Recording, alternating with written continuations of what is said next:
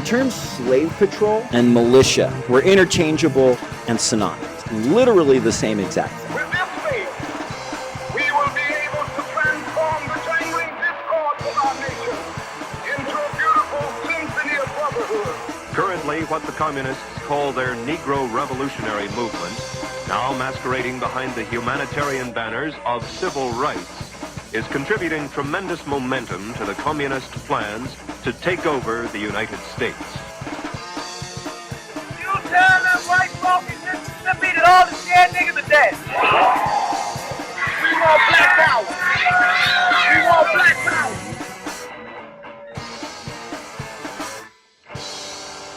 Equality of rights under the law shall not be denied or abridged by the United States or by any state on account of sex. The amendment would also give the federal government the power to enforce that principle. I heard about Sacramento.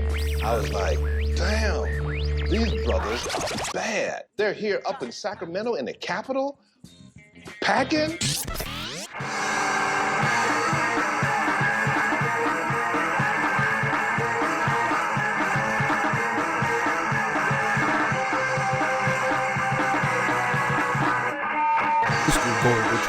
Tear down this wall.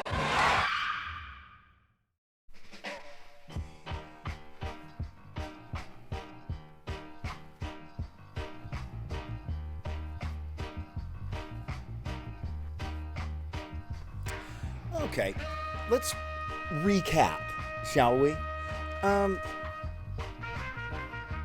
Okay, dial it back. We're like the 1700s, roughly. There's a couple, like, pivotal sort of transformative bourgeois revolutions. One in North America, and then, you know, there's the revolution in France and stuff, and the guillotines and chopping the heads of the crowns, right? Like, these are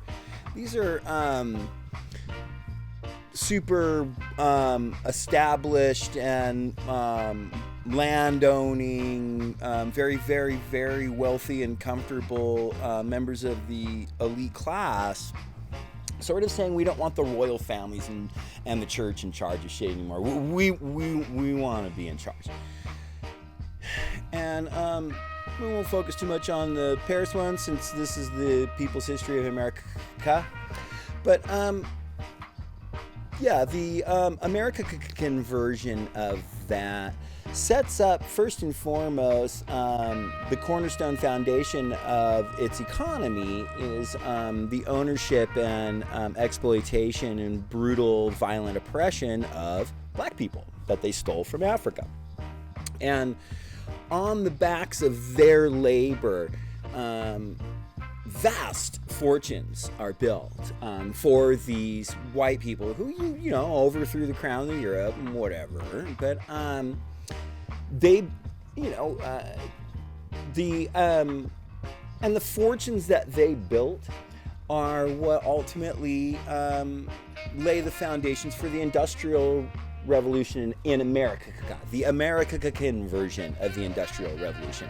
The Industrial Revolution played out very differently in other ways, like China, in other places like China and Russia in particular.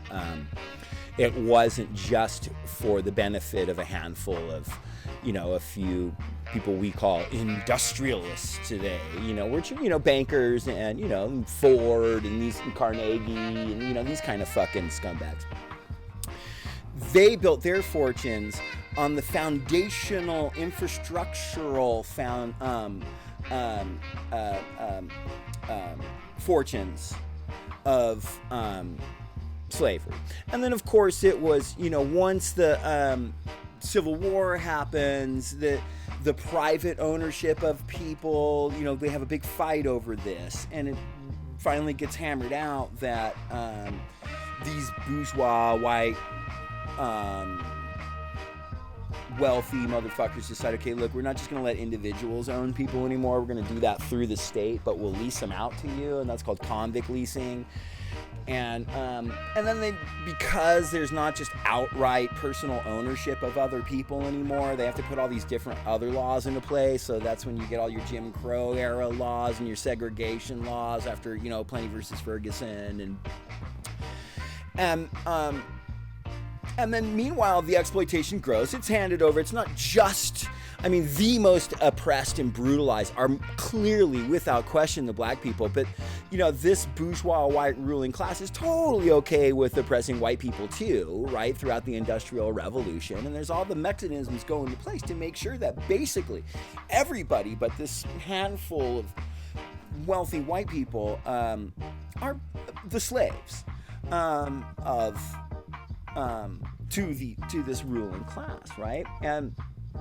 And out of this, the most oppressed amongst us, the black people, rise up in the civil rights era, right? And God, it's really just people kind of raising their hand and going, "Hey, can we eat at the same place as everybody else? Hey, is it cool if maybe you don't can constantly patrol our neighborhoods and beat us and imprison us for the stupidest fucking shit ever, and maybe just give us half a fucking chance?" And they're like, "Fuck no!" And all the mechanisms of the ever-growing and expanding slave patrols, the slave patrols that were established by the Second Amendment, right, from the very formation of of Amerikka, the United States of Amerikka, which were then, those slave patrols become full on the police forces that ultimately give rise to what we know today. But all of that, post the Civil War and in the signing of the 13th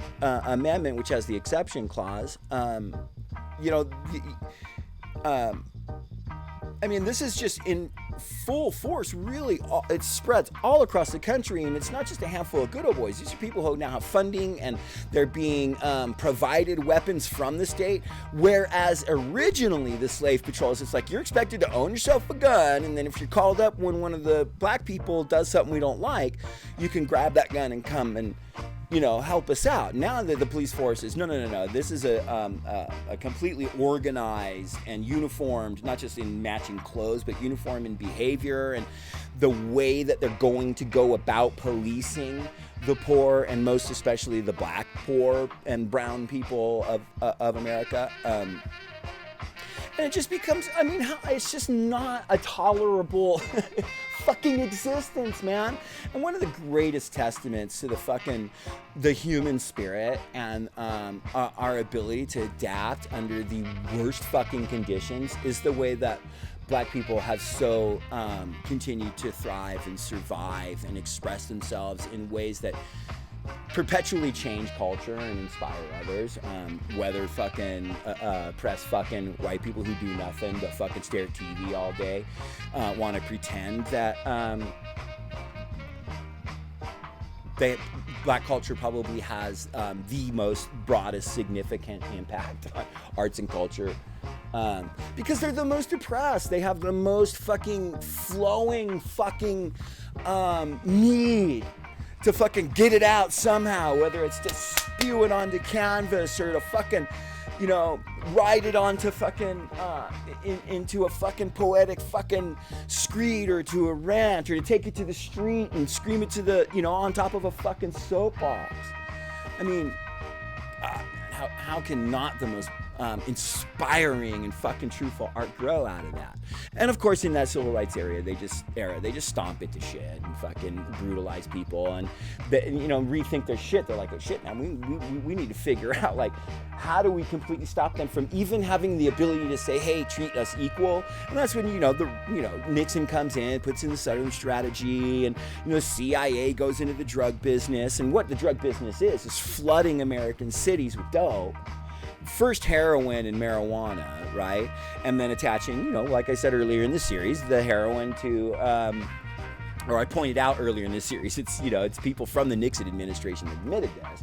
But, they flood the fucking community, the black communities with heroin, and then heavily criminalize heroin and go, oh my gosh, look, all the black people are heroin addicts. We have to put them in prison. And did the same thing with marijuana for for the anti-war movement, which is essentially the fucking white community that maybe is kind of hinting at considering they're starting to maybe read a little Marx and stuff. I mean, there is some definite communist fucking threads throughout it all, but of course throughout all of this, every time Martin Luther King or anybody stood up and said, hey man, I want to be treated like a human being, then the John Birch Society, the Klan, and all the mechanisms of the slave patrol come out. Oh my gosh, it's it's Mao Zedong and Stalin or whatever it was, depending on what era it was. It was the scariest communist they could come up with. And I'm going to get to why that is, why that thread of anti-socialism, anti-Marxism, anti-communism, anti-anarchism is so fluid as well. We'll get to that later, but that's that's one of the main things that come out to try to attach it to it. But again, it's the so not only demonizing them with the trope about them being fucking Marxists or being influenced by outside agitating Marxists from China or Russia or wherever the fuck it's supposed to be, right?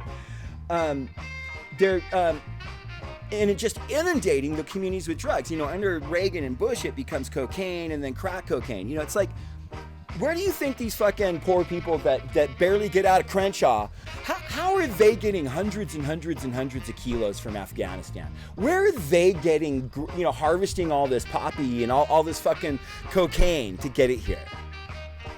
Man,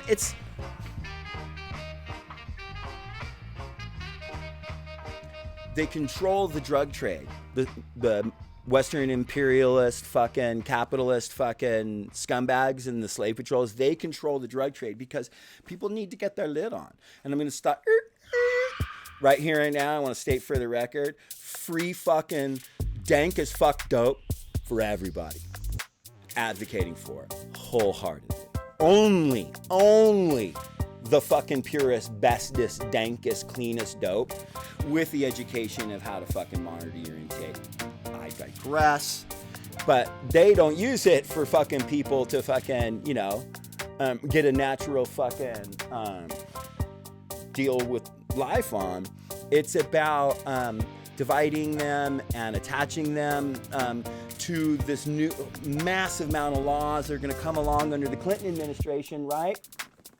With his crime bill, that they're just going to be able to massively, what's the word, mass incarcerate that we use now, the term for the for enslaving people by the millions and hundreds of millions or whatever. Well, it's not hundreds of millions, but it's millions. If you spread it out over years, the amount of people that have been incarcerated, you might be getting up to the hundreds of millions.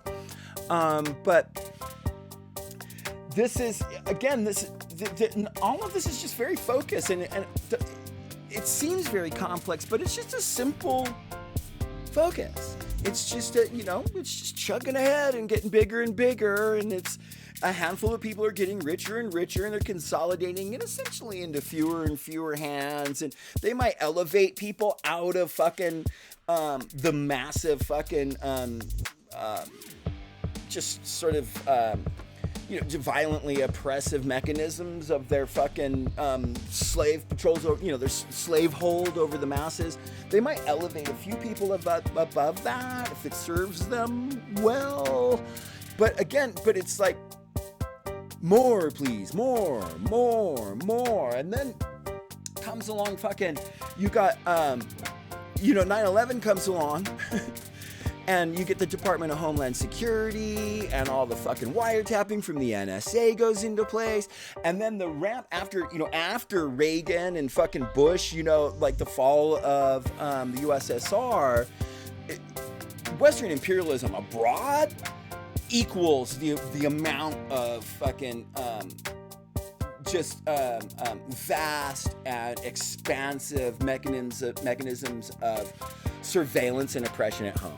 I mean, it doesn't equal it. I'm sorry. It is far worse, because they're just spreading mass death and slaughter all over the globe, for the rape of resources. so that they can continue to get rich. Because look, the way they continue to maintain their stranglehold and their power over the globe, over everybody on the planet, is to get that fucking, your average suburbanite, your average middle class motherfucker at home out in the suburbs, to buy into it and keep it, voting for it or supporting it rhetorically.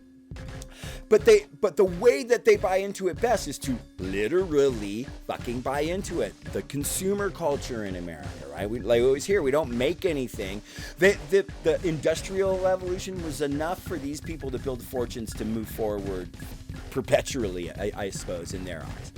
But it's all these things is to maintain it for them.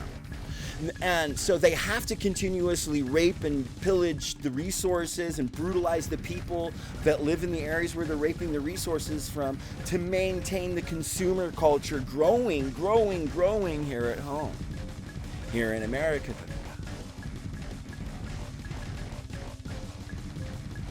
But they're also, the whole time, again, they're pushing all this anti-Marxist stuff, and it's all in defense of a white supremacist imperialist state. So it's pushing all this fear-mongering. We talked about the anti-politics as we switch back and forth between a Republican administration to a Democratic administration, and the anti-politics of it. This administration is the evilest ever, and if we could only get the other one. Well, not only does it serve getting your team in office, it also continues to add to that mythology I've been talking about that grows and grows and grows and grows, right? That demonizes more and more people, that is causing people, by the time we get to the Clinton administration, to go, holy fuck, this thing, this monstrous fucking Illuminati thing that is the Jews, and it's the, it's the Zog, and it's the ATF, and it's whatever, that's just all the right-wing talking points. The people who end up, like I said earlier, digging big giant fucking holes in the ground and becoming preppers and and militia people. A lot of them join the military, a lot of them become cops, to exert that fucking, with the cops, to exert that white supremacist power and make, to facilitate supporting that, and then the military to get training so they can fight against the white supremacist power structure that they think they're against. I mean, it's so delusional on the right-wing side, but they are the ones that, like I've said over and over, they're running around in the dirt under Clinton with their guns, training, shooting shit, and they're fucking, and buying into this whole thing where it's Christian mythology, and it's, they're on the right side of history and God and Jesus, and not those Marxists, not those evil satanic communist Marxists and socialists, which again, not again, but first time I've said it in this series is not one of them can define what Marxism, socialism, communism, anarchism, anarcho-syndicalism, or anarcho-primitivism, any of these things. They can't describe what any of it is. What they know is since the mechanisms of American capitalism began and had solidified and built its earliest foundations on the backs of these black people they stole from Africa and enslaved and brutalized. The Marxist tyranny, it has been coming. The underlying threat always from the outside. Because of course there couldn't ever be anyone in America that's like, I wonder what Marx wrote and what he said. And maybe they went and read something that Bakunin said. Maybe they paid attention to Emma Goldman. Maybe they started reading Lenin. No, they're always from this outside thing, because it has to be this cloudy, in the shadows, nefarious, dark, scary thing that you can't actually point to and put your hand on, because then it can be anything, and they can build the mythology in any way to cause you to do things they need you to do out of the fear that they've instilled in you, right? And again, that there's a reason why, another reason why the demonizing of Marxists is so prevalent. And again, we'll get to that as I sort of wrap up this timeline and this recap, right? But yeah, so at the same time that this underground built upon some real foundational elements of conspiracy theory thinking tied with religious paranoia and fully militarized thinking. This militia thing, this is really taking root and really, really growing and really building a strong foundational base throughout the country. Of course, the mechanisms of power of the slave patrols are growing in incalculable levels. And one of the things I think that we forget about a lot of these things with like the Department of Homeland Security that comes up under Bush and all this stuff is just because they're not using, essentially, I would say 90, let's say 80%, because they're not using 80% of what they can do to us at home, doesn't mean that they can't just click that fucking switch on anytime they want. When DHS was created, it was assigned the responsibility of coordinating measures to strengthen and protect these areas. These 16 areas are chemical, commercial, communications, manufacturing, dams, defense, emergency services, energy, financial services, food and agriculture, government facilities, healthcare and public health, information technology, nuclear reactors, materials and waste, transportation systems, water and wastewater. All that shit that was put into place under W. Patriot Act, all the surveillance stuff, the Department of Homeland Security, all this stuff, and the vast, massive ramping up of things at the border. Think that's to keep people out?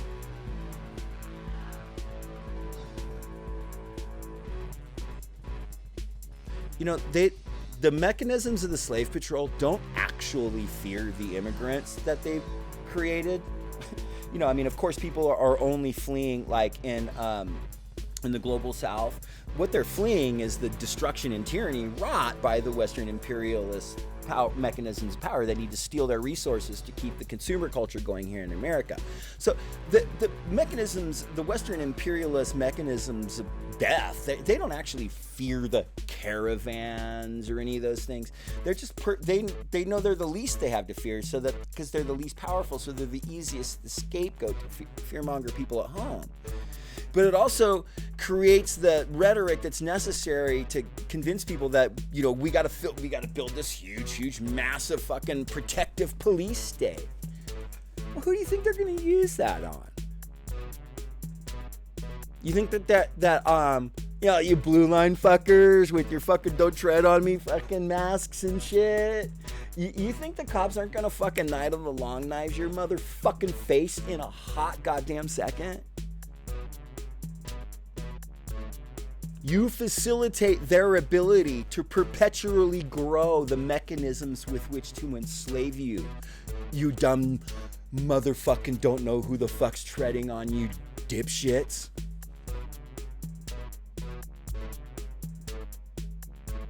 And again, you pop, I'm thinking, we pop from Clinton to Bush to Reagan to Obama and all this stuff. And under Obama is when the mythology of it's the communist tyranny really is just ramped up to 400 million. Because first and foremost, what Obama didn't do is sort of, I would say, make the mistake, I guess, for lack of a better way to describe it, that was made under the Clinton administration. Look, the mechanisms of the slave patrol are all about doing things to stoke and poke the bear to make sure that the far right weaponized fucking brainwashed militia motherfuckers stay paranoid and pissed off at the government or whatever.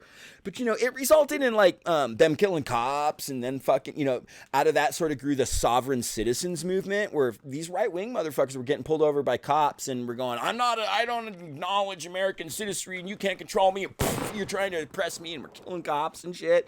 And Timothy McVeigh blows up the federal building and shit. So it's like, whoa, these people, these fucking monsters, these stochastic terrorists that we created, they're kind of smacking back at us, and we need to put them in gear. So under the Obama administration, grows the Black Lives Matter movement, and the perfect fucking, they couldn't have asked for a fucking greater tagline, which is fucking Blue Lives Matter, which is clearly, of course, just a way to mock and ridicule people who are trying to stand up for Black Lives Matter and for people who are trying to declare, hey, black people matter too. They're like, nah, cops that kill you matter. I mean, it's so foul. But it did a great job of fucking diverting all these fucking sovereign citizen, anti-government, anti-Zionist, occupied government, fucking militia motherfuckers from being all pissed off at the government now. Even under Trump, so they're not, and they got their right wing guy in there. So whatever he wants and whatever he says is evil, like the Antifas, they're ready to go at it. But because again, 8 years of fucking, it's communist theory, Obama communism, Obama is a communist, look at the communists, no communism, when none of it was remotely close to true. What Obama did the whole time is literally protect the mechanisms of power that all these fucking boogaloo pro-cop motherfuckers are out there defending right now. Obama never did anything to dismantle any of the things that Trump is just a continuation of Obama's policies. As much as he hates Obama because Trump is clearly a racist, like Obama was same as it ever was. Remember? I mean, he did anything and everything he could to make sure that he didn't give in to anything. I mean, they brought out the massive mechanisms of war and death of the slave patrols on the people of Ferguson, while meanwhile letting the fucking Bundys let their cattle run all over Nevada and not pay for it and run up millions of dollar fines, tell the government to fuck off, point their guns at them, and then travel to Oregon and take over a bird sanctuary with a bunch of fucking criminals from the Hammond family who lit up public lands on fire and broke a bunch of laws and did a bunch of shit, broke terrorism laws and shit. And all these Americans that love freedom and the law and America and the American way are like these people who broke all the laws of America. Well, they can get away with it because they're fucking white people and they're rich and cattle and my cowboy hat and fucking, country music and whatever, America freedoms.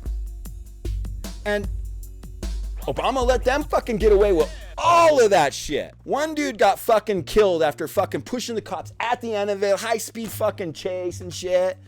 The FBI has released video showing one of the men occupying an Oregon wildlife refuge being fatally shot by authorities. Arizona rancher Robert Finicum acted as the spokesman for the occupiers of the Malheur National Wildlife Refuge. He was one of several people inside a vehicle stopped by the FBI outside the refuge. After trying to evade authorities, the car drives off the road and Finicum reaches into his jacket pocket before being shot dead by officials. The FBI says Finicum was armed. Carter Evans is in Burns, Oregon.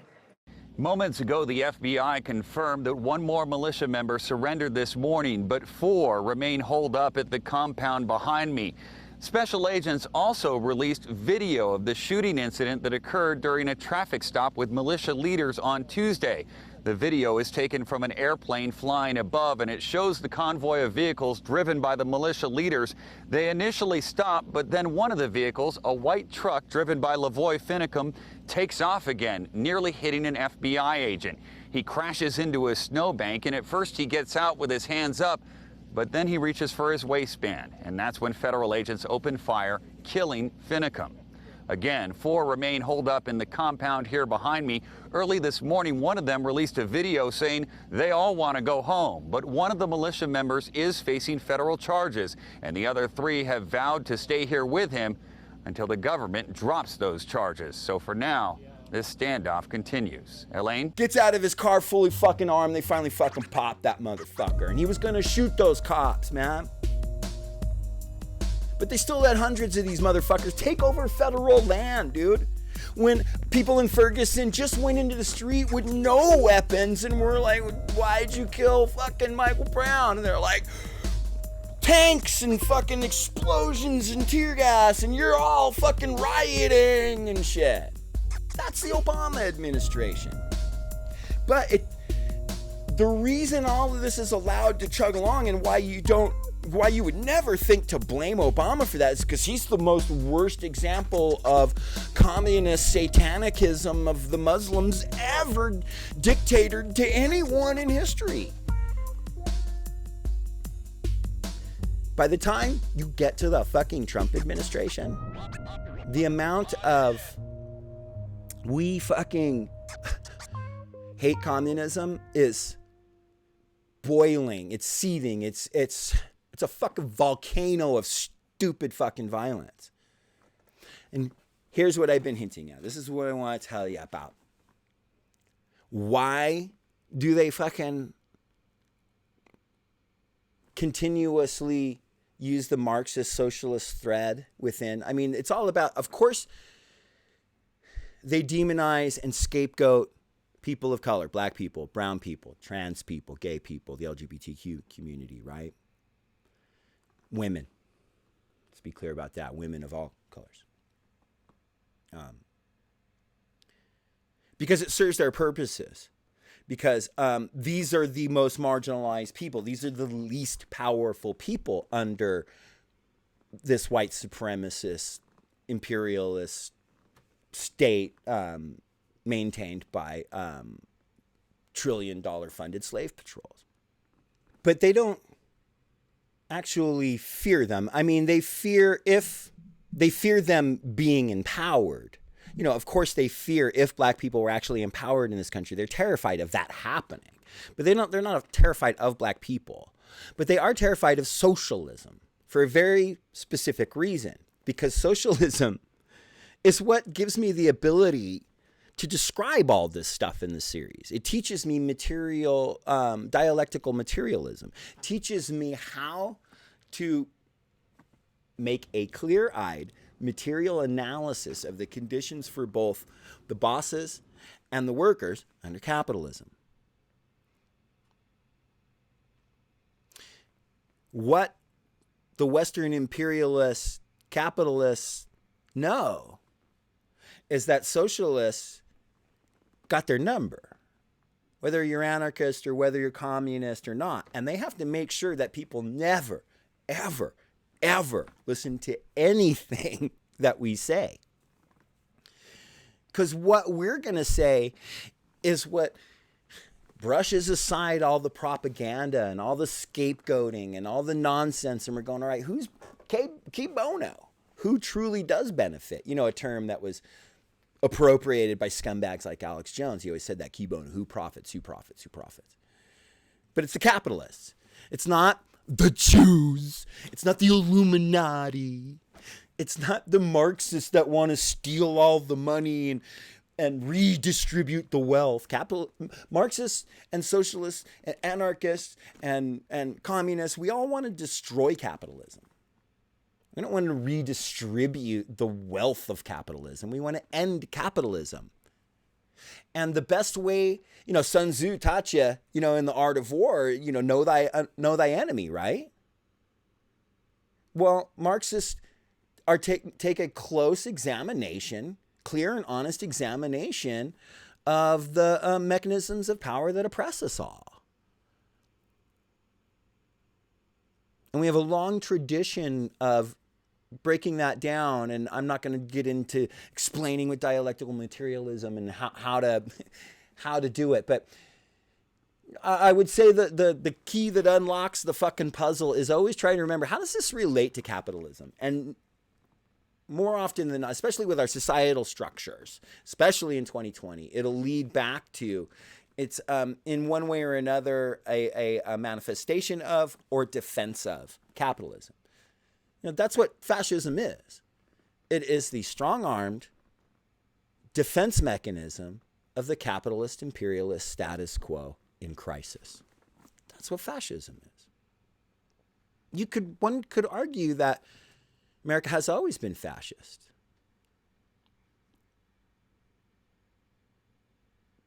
The wars that we have fought throughout its history, the people that we have oppressed and slaughtered and enslaved and genocided, has all been done in defense of the ruling class status quo.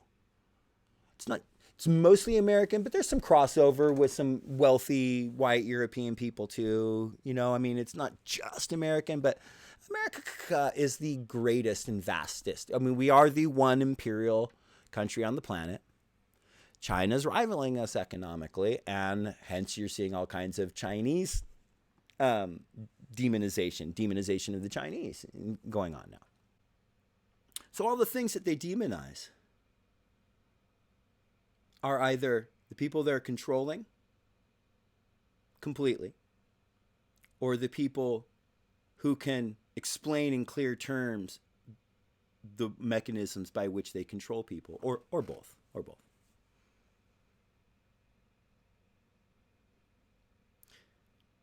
But by the time we end at the Obama administration and we get to the beginnings of what leads to Trump, is that again, it's all gonna become laid bare that it really is ultimately this is a fight.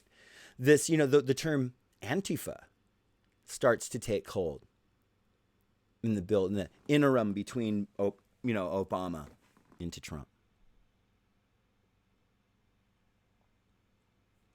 And in the next segment, I think we should take a break, maybe watch a video real quick.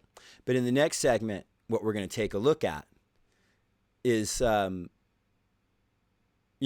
of what I'm kind of in my notes. It's the rise and the fall of the alt-right.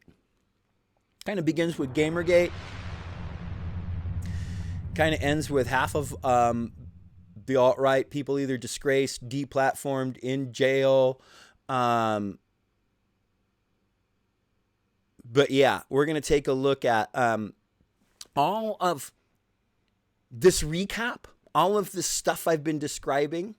This is how we get to it. The militia movements, the religious threads that you get through the Aryan nations, right? Remember them?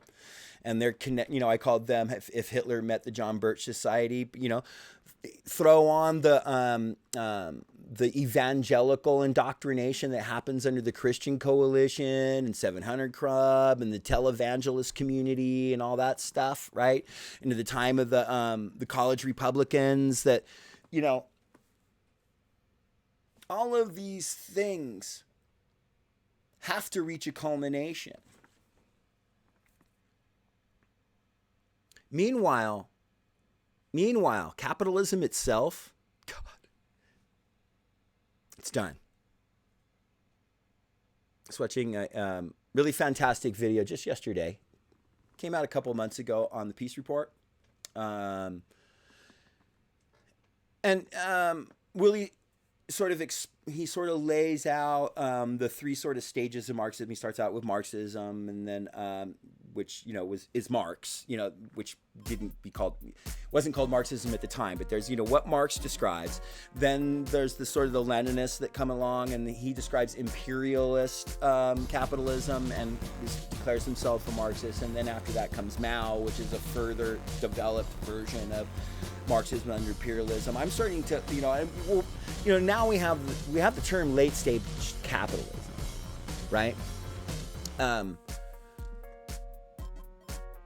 It's like,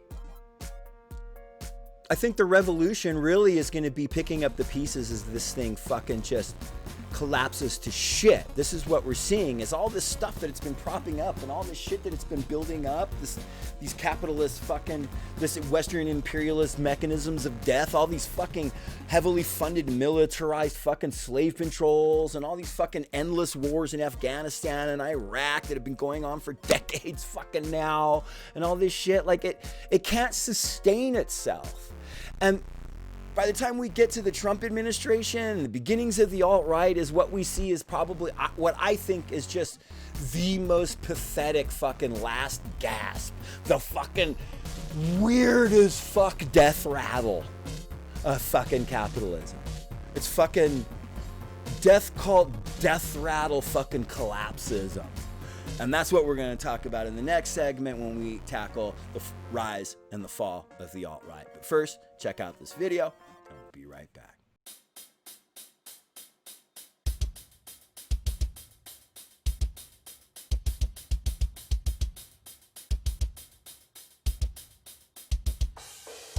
All that we've achieved thus far was accomplished on collectivized power, but there's an age-old scheme to deceive us all that those capitalists won't ever fall. That's a lie. Get up and fight. Every human being has a right to fight for their own fucking page in history. Politicians, talking heads, and celebrities don't own a monopoly on history. The process of advancing philosophy is only for those who can afford the fee. That's a lie. Get up and fight. Every human being has a right to fight for their own fucking page in history. One world, and we're all fucking living on it. A slave herd is how the boss has always fucking wanted it. One world, and yeah, I'm fucking living on it. But the slave herd, I never asked to be a fucking part of it. Rousseau, and that social fucking contract, yeah, fuck that. Revolution's what I'm fucking getting at.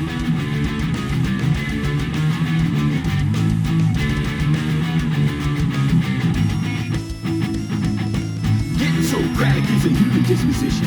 Rich and poor alike have a right to that shit. Tearing apart the status quo is a long tradition from thinking fucking people all over the planet. Every fucking word a human understands been scrawled on pages and is waiting for you. Arrested, ingested, know what's really true, and minimize their stranglehold on you. There's a centuries-old hierarchical scheme that grinds down hard on your dignity, feverishly feeding us complacency as the only way to ever be free. That's a lie.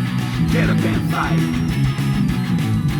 Every human being has a right to fight for their own fucking page in history. One world, and we're all fucking living on it. A slave herd is how the boss has always fucking wanted it. One world, and yeah, I'm fucking living on it. But the slave herd, I never asked to be a fucking part of it. Rousseau, and that social fucking contract, yeah, fuck that. Revolution's what I'm fucking getting at.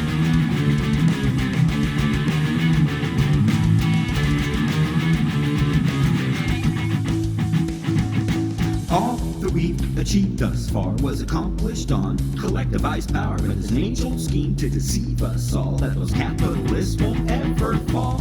Politicians, talking heads, and celebrities don't own a monopoly on history. The process of advancing philosophy is only for those who can afford the fee. That's a lie. Get up and fight. Every human being has a right to fight for their own fucking page in history. Getting Socratic is a human disposition. Rich and poor alike have a right to that shit.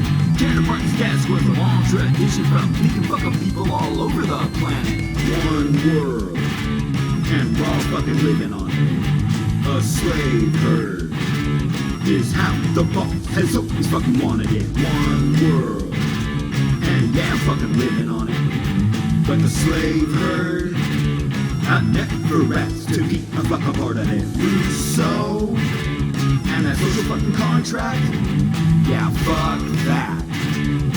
Revolution's what I'm fucking getting at.